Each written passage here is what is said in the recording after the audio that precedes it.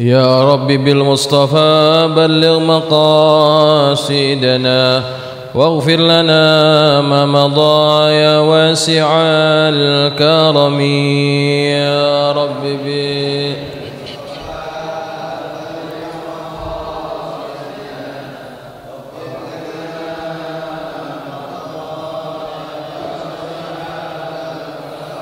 يا ربي هيئ لنا من أمرنا رشدا واجعل معونتك الحسنى لنا مددا يا رب بالمصطفى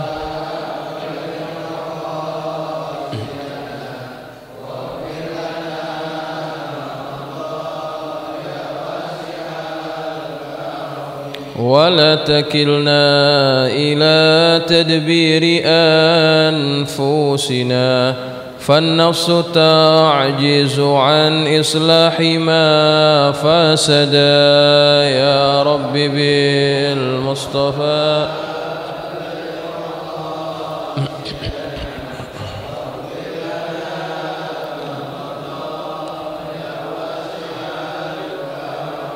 أنت الكريم وقد جهزت يا أملي إلى أيادك وجها سائلا ويدا يا رب بالمصطفى بلغ مقاصدنا واغفر لنا ما مضى يا واسع الكرم اللهم صل وسلم وبارك عليه وعلى آله. الفاتحة على نية أن الله يفتح علينا فتوح العارفين ويفقهنا وإياكم في الدين ويرزقنا كمال الإخلاص واليقين. ثم الفاتحة إلى روح مؤلف هذا الكتاب الإمام النووي بأن الله يتغشاه بالرحمة والمغفرة وأن يعيد علينا من بركاته وأسراره وأنواره وعلومه ونفحاته في الدين والدنيا والآخرة. ثم إلى أرواح مشايخنا ومعلمينا الحبيب عبد الرحمن محمد السقاف وتبنا لك محمد شافي هدامي وتبنا لك شيخ الأنصير وتبنا لك عبد الشكر رملي وتبنا لك حسين مرزقي وثم لك حبيب علي بن عبد الرحمن السقاف بأن الله يتغشاهم بالرحمة والمغفرة وإلى حضرة النبي المصطفى محمد صلى الله عليه وسلم. الفاتحة. أعوذ بالله من الشيطان الرجيم. بسم الله الرحمن الرحيم. الحمد لله رب العالمين الرحمن الرحيم مالك يوم الدين إياك نعبد وإياك نستعين اهدنا الصراط المستقيم صراط الذين أنعمت عليهم غير المغضوب عليهم ولا الضالين آمين. السلام عليكم ورحمة الله وبركاته. الحمد لله رب العالمين وبه نستعين على أمور الدنيا والدين والصلاة والسلام على أشرف المرسلين سيدنا ومولانا محمد وعلى آله وأصحابه أجمعين. سبحانك لا علم لنا إلا ما علمتنا إنك أنت العليم الحكيم. رب اشرح لي صدري ويسر لي أمري واحلل عقدة من لساني يفقه قولي. أما بعد فإن أصدق الحديث كتاب الله تعالى وخير الهدي هدي محمد صلى الله عليه وسلم وشر الأمور محدثاتها وكل محدثة بدعة وكل بدعة ضلالة وكل ضلالة في النار. Hadirin jamaah yang dirahmati Allah sekalian, puji dan syukur kita sama-sama panjatkan kehadirat Allah Subhanahu wa taala atas limpahan nikmat dan karunia daripada Allah. Kita dapat hadir duduk di majelis ilmu ini dan mudah-mudahan keberadaan kita di majelis ini, kita yang hadir Allah limpahkan kepada kita rahmatnya, dan mudah-mudahan apa yang kita pelajari menjadi ilmu yang bermanfaat. Dan juga kita berharap semoga selama kita berada di majelis ini sambil kita menunggu waktu datangnya salat Isya, Allah gugurkan dosa-dosa kita. Amin Allahumma amin. Jamaah sekalian yang dirahmati Allah, sebelum kita lanjutkan pengajian kitab hadis Arba'in Nawawi, kita bacakan suratul Fatihah, yang mana kita niatkan Fatihah ini mudah-mudahan Allah berikan kesembuhan. Yang pertama kepada ketua masjid kita Al-Ustadz Nur Ali yang beberapa hari ini tidak enak badan, sakit ya. Mudah-mudahan Allah berikan kesembuhan kepada beliau. Dan juga satu lagi untuk anak dari Bang Kili ya, yang seminggu yang lalu kalau tidak salah kecelakaan motor, agak parah juga, tangan dan kakinya patah.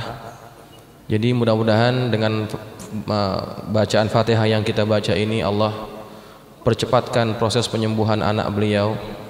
Dan mudah-mudahan kita semua yang hadir, apabila di rumah kita ada yang sakit, Allah berikan kesembuhan.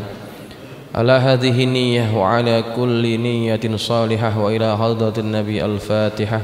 A'udzu billahi minasyaitonir rajim. Bismillahirrahmanirrahim. Alhamdulillahi rabbil alamin. Arrahmanir rahim. Maliki yaumiddin.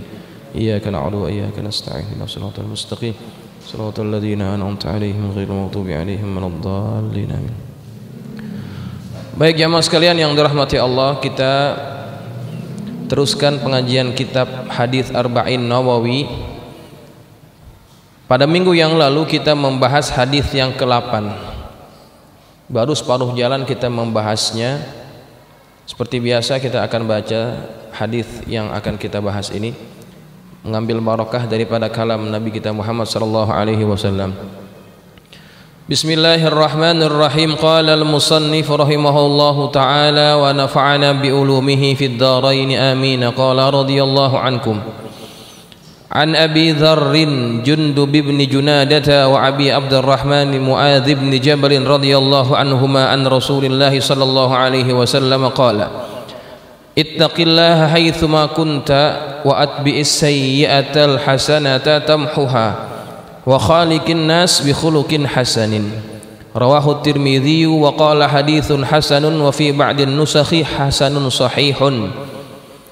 Dari Abu Dzarr Jundub bin Junadah dan Abu Abdurrahman Muadz bin Jabal radhiyallahu anhuma bahwa Rasulullah sallallahu alaihi wasallam bersabda, bertakwalah kepada Allah dimanapun kamu berada, perbaikilah kesalahan yang kamu kerjakan dengan berbuat baik, nescaya kebaikan tersebut akan menghapusnya. Bergaullah bersama manusia dengan akhlak terpuji. Hadis riwayat At-Tirmizi, dia mengatakan hadisnya hasan, dalam sebagian cetakan disebut hasan sahih. Baik jemaah sekalian yang dirahmati Allah, pada minggu yang lalu kita sudah membahas tentang biografi sahabat yang meriwayatkan hadis ini. Kemudian kita juga sudah membahas sedikit tentang apa definisi daripada takwa. Nah, hadis ini berisi 3 pesan. Yang pertama pesan Allah untuk kita bertakwa kepadanya. Yang kedua adalah pesan Nabi kita Muhammad untuk mengiringi perbuatan dosa dengan perbuatan kebaikan, amal soleh. Yang ketiga yaitu kita disuruh oleh Nabi kita Muhammad untuk berakhlak dengan akhlak yang terpuji. Baik, kita akan bahas yang pertama dulu, yaitu suruhan Nabi kepada kita untuk bertakwa kepada Allah di mana saja kita berada. Ittaqillaha haitsuma kunta. Bertakwalah kepada Allah di mana saja kamu berada. Seperti yang kita sudah bahas pada minggu yang lalu, takwa itu adalah kita menjadikan sesuatu yang dapat melindungi kita daripada azab Allah. Itu definisi dari takwa. Kemudian dijabarkan oleh para ulama bentuknya bagaimana? Bentuknya dengan cara menjalankan segala yang diperintah, menjauhi segala apa yang dilarang. Itu bentuknya. Ya. Maka apabila orang sudah melaksanakan apa yang diperintah, meninggalkan apa yang dilarang, orang tersebut adalah orang yang bertakwa kepada Allah Subhanahu wa taala. Dan takwa ini adalah bekal yang paling bermanfaat untuk kita. Seperti yang Allah sebutkan dalam Al-Quran, wa tazawwadu fa inna khairaz zadit taqwa. Bekal yang paling bermanfaat adalah ketakwaan. Bukan hanya itu, ketika orang itu bertakwa kepada Allah, orang tersebut akan mendapatkan banyak kelebihan dan keutamaan. Di antaranya yang disebutkan oleh para ulama yang mensyarahkan hadis ini. Yang pertama, orang yang bertakwa akan mendapatkan cinta Allah. Buktinya apa? Allah sebutkan, innallaha yuhibbul muttaqin. Allah cinta kepada orang yang bertakwa. Kita dapat cinta. Kedua, kita mendapatkan ikram, kemuliaan. Buktinya apa? Ayat Quran, inna akramakum indallahi atqakum. Orang yang paling dimuliakan oleh Allah, yang paling mulia di antara kalian, orang yang bertakwa dimuliakan oleh Allah. Ketiga, al-bisyaratu indal maut. Orang yang bertakwa akan mendapatkan bisyarah. Apa bisyarah? Bisyarah adalah kabar gembira ketika dia mati. Buktinya apa? Ayat Quran, alladzina amanu wa kanu yattaqun lahumul busyra fil hayatid dunya wa fil akhirah.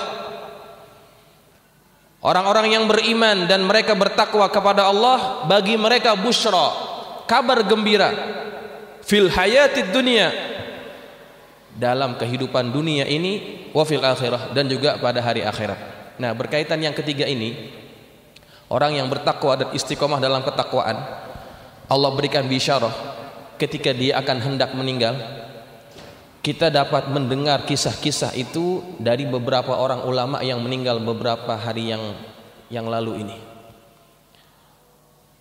Berturut-turut ulama meninggalkan kita. Syekh Ali Jabir, kemudian Habib Ali, kemudian Kiai Abdul Khalik Ahmad Mu'allif. 3 orang ulama, 2 orang dekat dengan kita, guru kita semuanya, Habib Ali dengan Kiai Khalik, yang juga mengajar di subuh gabungan. Tentang Habib Ali diceritakan oleh anaknya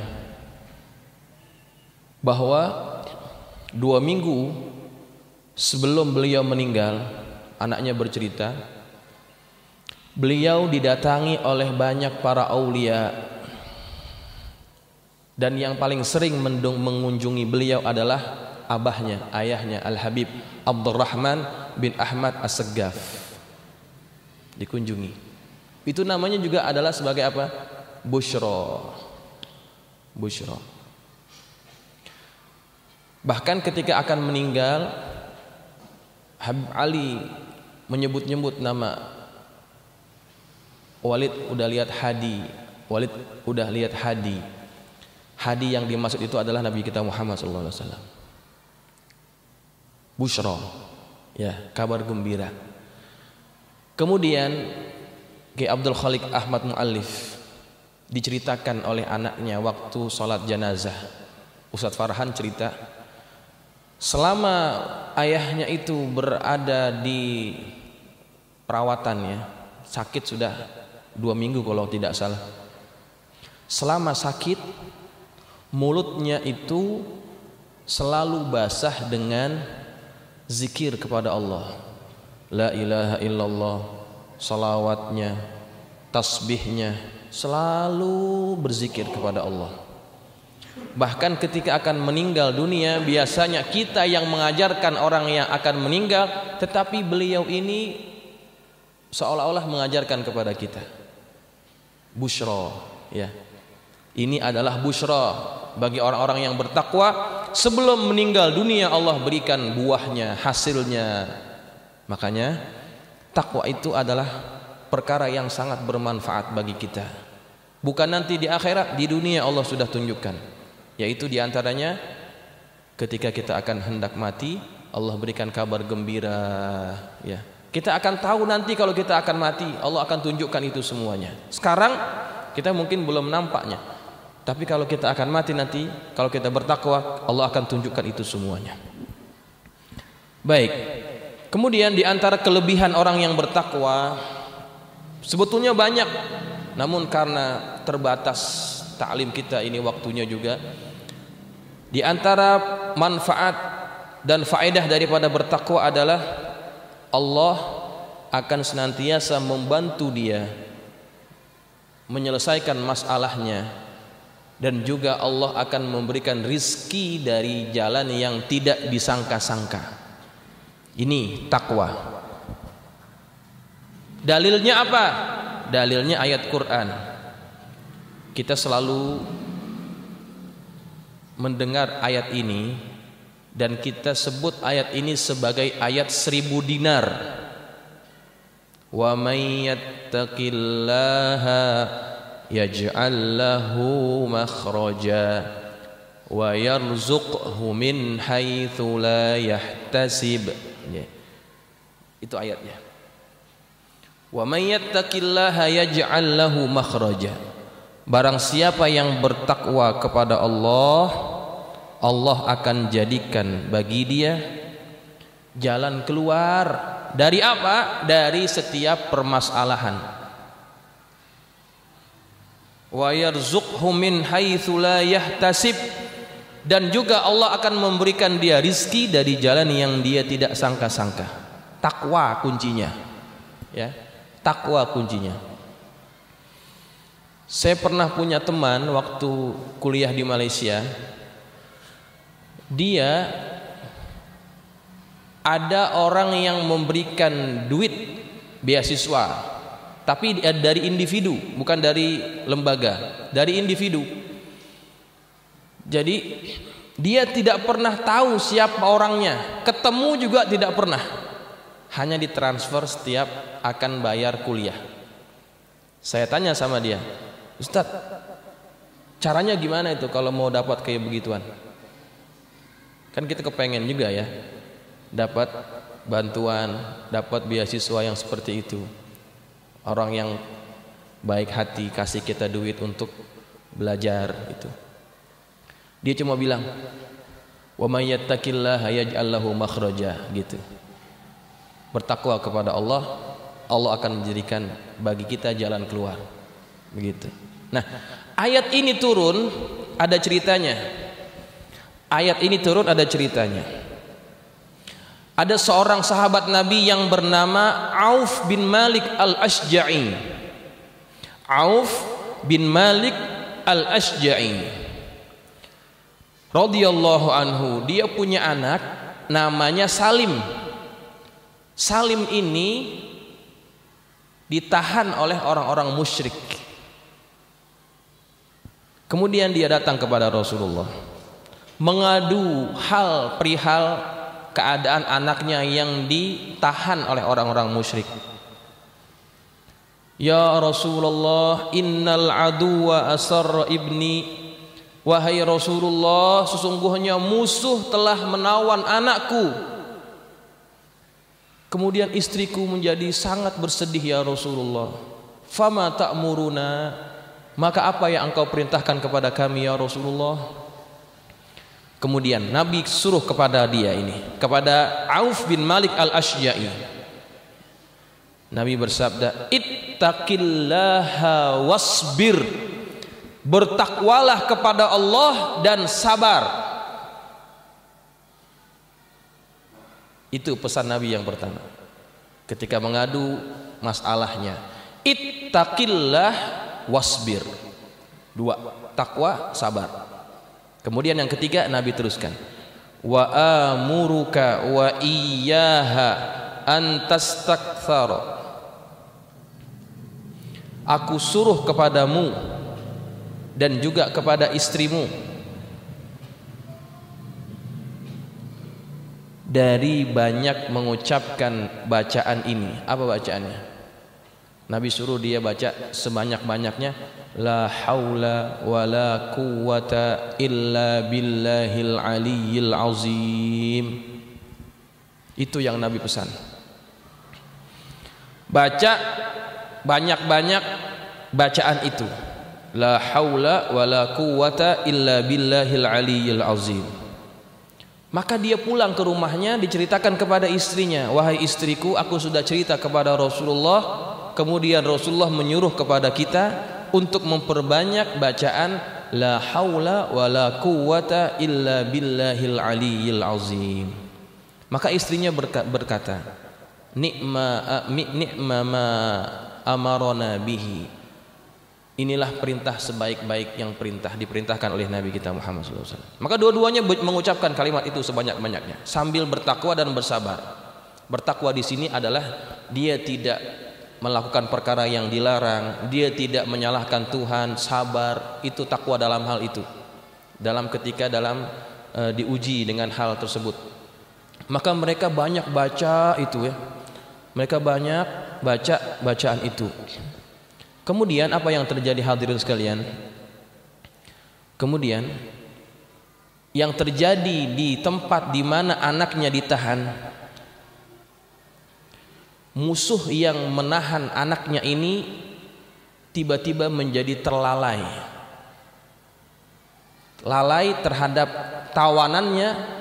Anak si Auf bin Malik al-Ashja'i akhirnya dapat melarikan diri karena tahanannya lalai.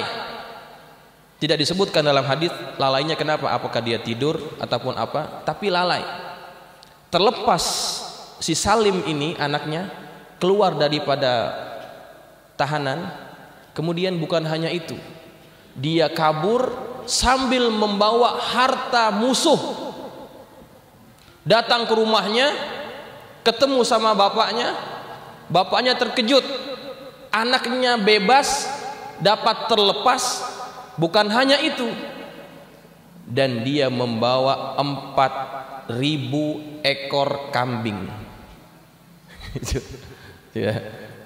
Dia terlepas, harta musuhnya dibawa lari, dibawa 4.000 ekor kambing. Amalkan ini. Ini hadis daripada Rasulullah SAW.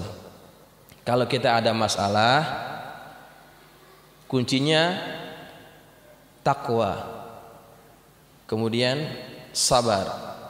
Banyakkan baca la haula wala quwwata illa billahil aliyil azim. Takwa di sini maksudnya apa hadirin sekalian? Maksudnya adalah kita tingkatkan juga ibadah kepada Allah pada waktu kita diuji. Semakin kita banyakkan ibadah kita ketika kita diuji, menunjukkan kepada Allah bahwa kita betul-betul ingin dibebaskan daripada masalah yang menghadang kepada kita. Ya. Nih, itu ceritanya kenapa ayat itu turun kepada Nabi. Wa may yattaqillaha yaj'al lahu makhraja wa yarzuqhu min haitsu la yahtasib. Itu ya. Hafalkan ayat itu, bacaannya. Kalau ada masalah banyakkan baca itu semua. Baik, hadirin jamaah yang dirahmati Allah sekalian. Kemudian pada bagian yang berikutnya Nabi kita Muhammad sallallahu alaihi wasallam bersabda, wa atbi'is sayyi'atal hasanata tamhuha. Dan iringilah setiap kali engkau melakukan perbuatan dosa dengan engkau melakukan perbuatan amal soleh yang itu akan menghapuskan dosa yang kamu telah lakukan. Ya, saya sudah sentuh juga pada minggu yang lalu. Kalau kita buat dosa, segera buat ketaatan, dosa itu akan gugur dengan ketaatan yang kita lakukan. Begitu. Ya. Ada satu riwayat, satu ketika ada seseorang yang bernama Nabhan. Ini terjadi pada zaman Rasulullah. Ada seorang yang namanya Nabhan. Dia seorang tukang korma, pedagang korma. Waktu itu dia lagi nungguin, dia punya kedainya, dia punya kios kormanya. Tiba-tiba datang seorang pembeli. Pembeli ini perempuan. Lihat-lihat korma yang ada di depan tokonya. Kemudian si Nabhan ini punya niat tidak baik. Dia katakan kepada si pembeli yang perempuan ini, "Bu, kalau mau korma yang bagusan ada di dalam," gitu katanya. Ini yang di luar yang jelek-jelek, kalau mau yang cakepan di dalam. Akhirnya dia masuk di perempuan ke dalam tokonya. Ketika masuk ke dalam tokonya, maka perempuan itu oleh si Nabhan ini dipeluk, dicium. Ya, itu yang dilakukan oleh Nabhan. Tapi tidak sampai dizinahi, dipeluk dan dicium. Kemudian karena dia masih punya keimanan kepada Allah, setelah dia melakukan perkara itu dia menyesal, datang kepada Rasulullah. Kemudian dia bercerita kepada Rasulullah apa yang terjadi. Ya Rasulullah, kata dia, inni asabtu haddan fa'aqimhu alayya. Ya Rasulullah, aku sudah buat dosa yang dosa itu menyebabkan aku boleh dihukum had, hukum hudud. Ya Allah, tegakkan hukum kepada saya. Dia menyesal, saya sudah buat dosa ya Rasulullah, hukum saya, kata dia. Nabi nggak layanin dia. Nabi melengos saja gitu ya. Nabi begitu sikapnya. Kalau ada orang mengaku buat dosa tapi dia sudah mengaku, Nabi pura-pura nggak tahu gitu ya. Nabi melengos. Kemudian dia cerita kepada Umar. Nabi nggak ngelayani dia. Dia cerita kepada Umar. Ya Umar, aku tadi buat dosa begini. Kemudian kata Umar, Allah telah menutupi dosa kamu, maka kamu tutupi dosanya, jangan kamu ceritakan kepada orang. Gitu kata Umar nih. Allah sudah tutupi dosamu, orang lain tidak tahu, kamu jangan cerita kepada orang. Nah ini nih, ini adab ya.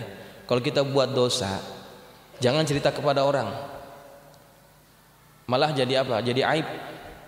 Ini kelebihan umat Nabi Muhammad. Kalau umat Bani Israel dulu, kalau mereka buat dosa, Allah tidak akan ampuni dosa mereka kalau mereka belum buat pengakuan dosa apa yang mereka sudah lakukan. Disuruh tulis di depan rumahnya, semalam aku buat dosa ini. Itu Bani Israel. Kalau ingin diampuni dosanya oleh Allah Subhanahu wa taala. Termasuk amalan orang-orang Nasrani sekarang, kalau ingin dosanya diampuni, dia harus cerita kepada siapa? Kepada siapa tuh? Pasturnya, ya kan? Pasturnya nunggu di dalam. Kemudian dia ngadu sama pasturnya, Bapak, semalam saya buat dosa ini, itu, ini, cerita. Nanti ditebus, kasih duit. Dosa kamu sudah diampuni, begitu. Tapi umat Nabi Muhammad jangan cerita kepada orang. Cukup kita yang tahu.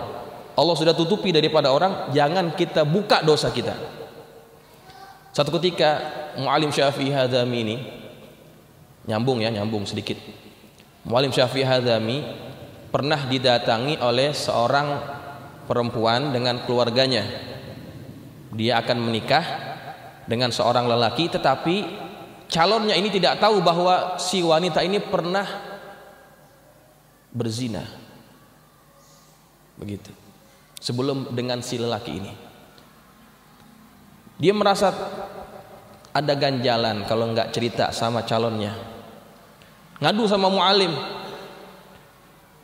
Kata Mu'alim apa? Diem, nggak usah ngomong, jangan cerita. Gitu. Jangan cerita ke calonnya ini. Nggak usah ngomong. Karena apa? Itu aib. Allah sudah tutupi dosa kita. Jangan kita bongkar-bongkar ke orang lain. Cukup kita yang tahu. Tuh. Begitu juga dengan orang ini. Ketika dia ngadu kepada Umar dosa yang dia lakukan, Allah sudah tutupi dosa kamu jangan buka. Begitu. Nah, kemudian dia tidak puas hati juga. Dia ingin dapat ampunan daripada dosanya itu. Dia datang lagi kepada Rasulullah, diceritakan lagi, dia ngulang lagi. Akhirnya Nabi pun buat satu jawaban. Kemudian Nabi katakan kepada dia, tawaddo wudu'an hasanan. Kamu wudu yang bagus. Maka dia berwudu. Setelah wudu dia sholat sama Nabi. Setelah sholat turun ayat, bunyinya wa aqimis sholata tarafayn nahar wa zulafam minal lail innal hasanati yudhibnas sayyiat. Itu ayat turun terkait orang ini. Apa bunyinya? Apa artinya? Dirikanlah sholat pada hujung siang dan juga hujung malam.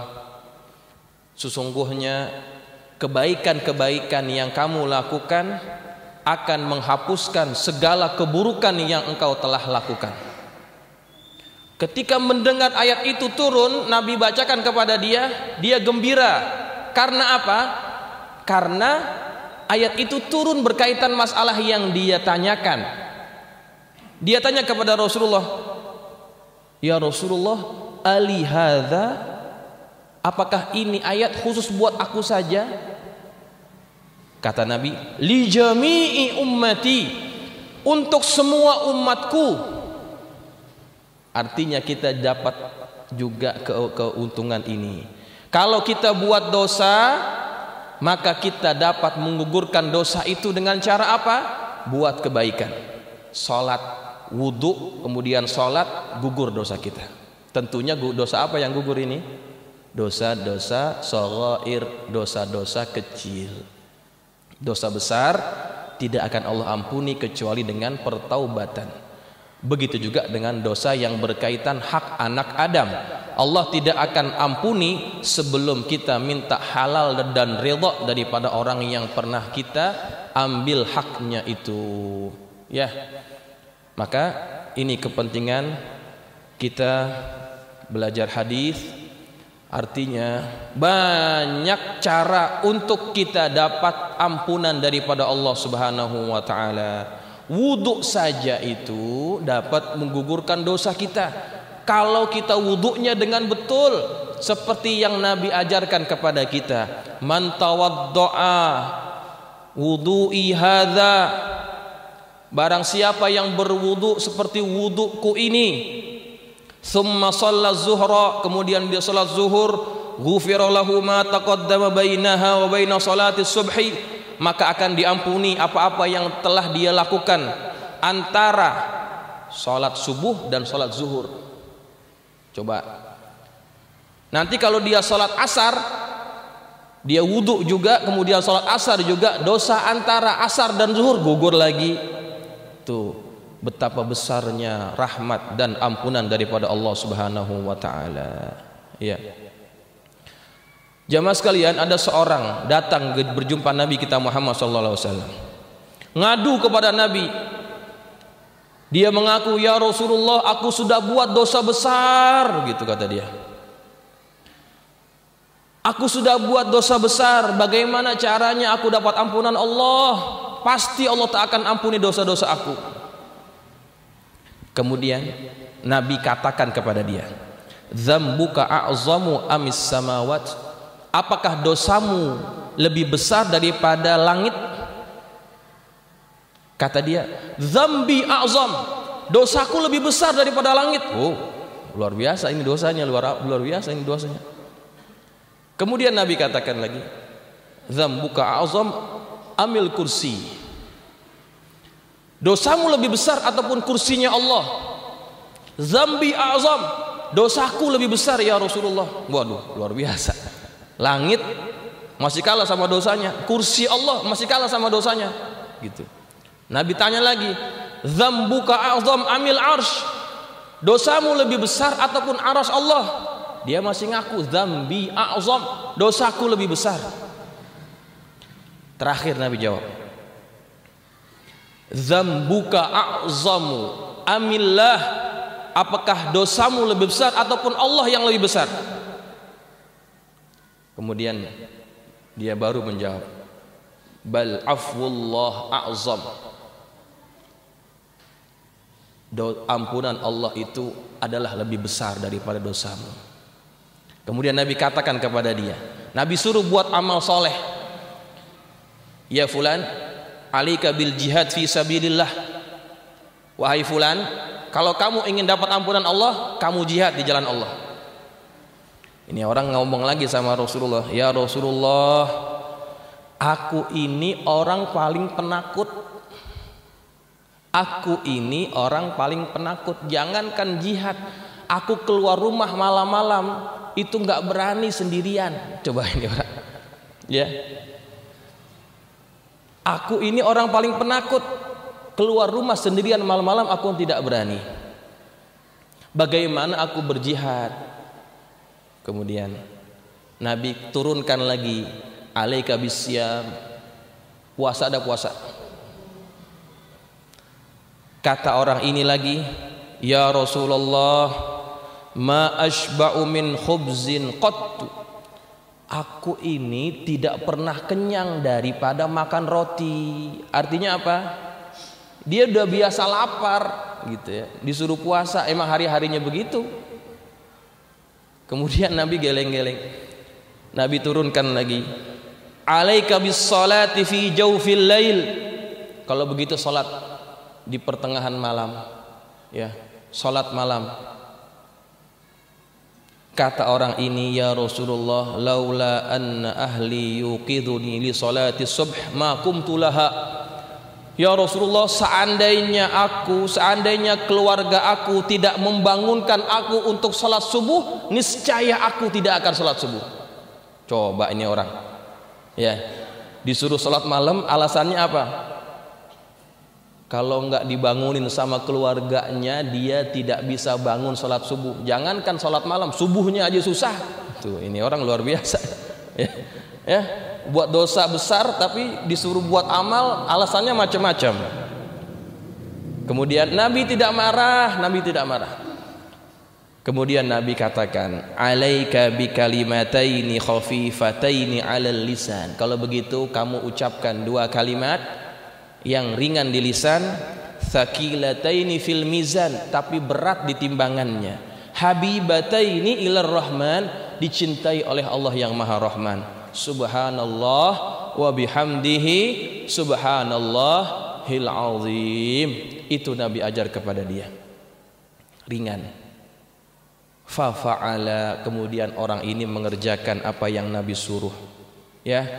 Nah, banyak jalan untuk kita dapat ampunan daripada Allah, yaitu dengan mengerjakan amal soleh. Maka bukan hanya pahala yang kita dapat, maka ampunan Allah juga akan kita dapatkan. Jangan kita anggap ya, yang Allah ampunkan itu satu. Kalau kita buat amal kebaikan, Allah balas berapa paling kurang? 10 ya. Man jaa bil hasanati falahu asyru amsalihha.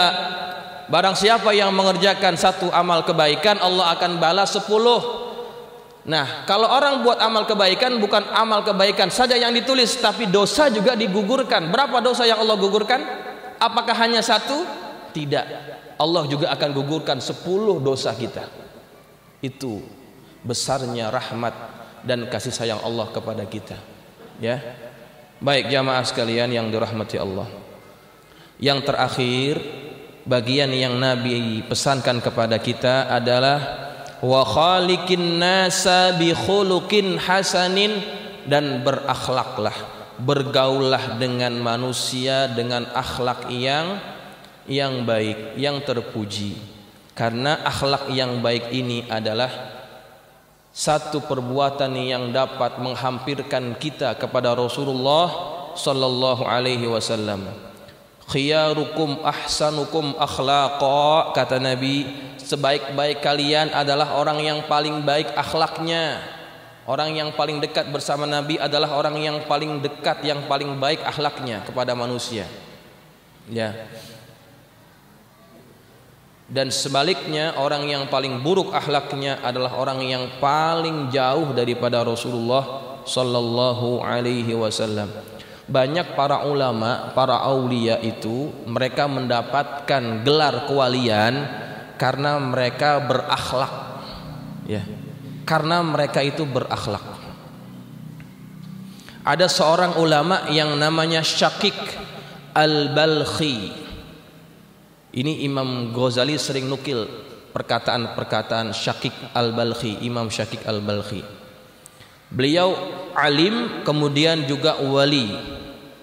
Tahu tidak, kalau dia ini punya istri sangat buruk akhlaknya. Kemudian ditanya oleh orang, kenapa engkau tidak ceraikan dia? Perempuan yang tidak baik akhlaknya, kenapa dirawat? Kenapa diurusin? Ceraiin aja udah. Kemudian apa kata Syakik Al-Balkhi? Kalau aku ceraikan dia, maka aku sama buruknya dengan dia. Dan seandainya aku ceraikan dia, aku takut nanti dia kawin sama orang lain, dia menyakiti orang lain. Coba, biar aku saja, jangan orang lain. Sabar menghadapi istri yang buruk akhlaknya, maka Allah angkat darajatnya mencapai darajat kewalian. Ya, banyak cerita-cerita juga para ulama yang dapat gelar kewalian itu berkat akhlaknya yang baik, akhlaknya yang terpuji. Ya. Jangan jauh-jauh daripada kita, yang dekat dengan kita, Al-Habib Munzir bin Fuad Al-Musawah. Ya. Beliau itu juga salah seorang yang sangat baik akhlaknya kepada manusia. Dan dengan sebab akhlak yang baik itu Allah tunjukkan yang tadi majelisnya hanya beberapa orang, kemudian menjadi pelopor majelis remaja yang terbesar di Jakarta, majelis Rasulullah Sallallahu Alaihi Wasallam. Ini mungkin jamaah sering dengar juga kisah ini, ataupun ada juga yang belum dengar, ya, bagaimana akhlak beliau. Yang kita tahu kan majelis Rasulullah ini, selain dia punya base campnya, di home base-nya di Masjid Al-Munawwar, majelis ini juga ngider di mana-mana tempat, ya. Tempat ini ganti-gantian. Satu ketika mereka akan buat majelis di satu tempat, yang di tempat itu orang-orang sangat takut dengan salah seorang premannya. Ada satu preman di situ, itu orang-orang takut sama dia, bahkan RW-nya takut, lurahnya takut. Ini orang. Maka ketika murid-muridnya Habib Munzir ingin minta izin, mereka nggak berani ketemu sama orang ini, cerita kepada Habib Munzir. Akhirnya Habib Munzir sendiri yang apa? Yang datang untuk minta izin. Ketika datang ke rumahnya, diceritakan, dia langsung cerita, waktu itu saya dengar waktu di Damai Indonesiaku waktu itu, waktu beliau masih hidup. Dia ketemu sama orang ini, bengis, penjahat, tukang bunuh orang. Ketika dia bertemu orang ini, Habib Munzir ambil tangannya, dicium. Tangannya dicium. Ketika tangannya dicium oleh Habib Munzir, yang kelihatan pakaiannya memang pakaian ulama kan, beliau selalu pakai pakaian seperti itu. Datang, dicium tangannya.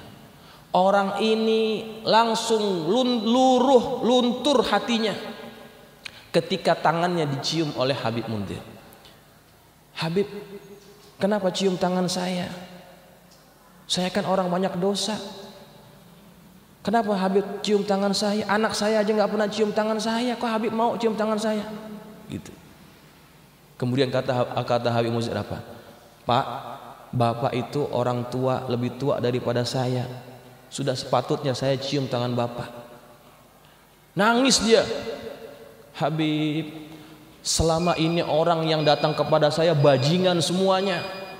Minta tolong diinikan, minta tolong dibunuh, mintain semua orang bajingan yang datang kepada saya. Tapi Habib mau datang ke rumah saya, bahkan cium tangan saya. Langsung ini orang berubah. Dengan apa? Dengan akhlak. Orang itu akhirnya menjadi orang yang membela perjuangan daripada Habib Munzir bin Fuad Al-Musawah. Habib kalau kemana-mana, kalau ada apa kasih tahu saya. Diceritain waktu itu di Damai Indonesiaku, saya dengar dia sambil bilang, orang ini mungkin dengar ceramah saya, masih hidup orangnya. Preman, bajingan, takluk di tangan siapa? Habib Munzir. Dengan sebab apa itu? Dengan sebab akhlak. Ya, akhlak itu akan membuat kita dicintai bukan saja oleh Allah tetapi juga dengan manusia yang lainnya. Kalau kita buruk akhlaknya, orang juga semakin benci kepada kita. Walaupun kita alim bagaimanapun, kalau akhlak kita tidak baik, orang akan benci kepada kita, tinggalkan kita, jauhi kita. Tapi kalau kita punya ilmu sekedarnya saja tapi akhlak kita luar biasa, Allah akan angkat derajat kita, Allah akan muliakan kita. Orang akan buat cinta kepada kita. Sebab apa? Sebab akhlak. Di antara bentuk ridha Allah kepada hambanya adalah Allah akan jadikan orang lain cinta kepada dia. Begitu. Itu bentuk Allah cinta kepada seseorang. Nah, itu berkat apa? Berkat akhlak yang terpuji. Maka dari hadis ini kita coba terapkan. Yang pertama, takwa kepada Allah. Yang kedua, kita senantiasa iringi perbuatan dosa kita dengan perbuatan ketaatan. Yang ketiga, berakhlak dengan sesama manusia, yaitu dengan akhlak yang baik. Semoga kita dapat mengamalkan apa yang kita pelajari ini. Jamaah sekalian, ada yang ingin bertanya silakan. Kalau ada. Nggak ada. Jelas ya? Assalamualaikum warahmatullahi wabarakatuh. Waalaikumsalam warahmatullahi wabarakatuh. Singkat saja Ustaz, saya mau tanyakan, ada yang pernah saya baca, ada cerita tentang 100 hari menjelang kematian seseorang, 40 hari menjelang kematian seseorang. Apakah itu ada di dalam Islam, Ustaz? Itu aja, Ustaz. Assalamualaikum warahmatullahi wabarakatuh.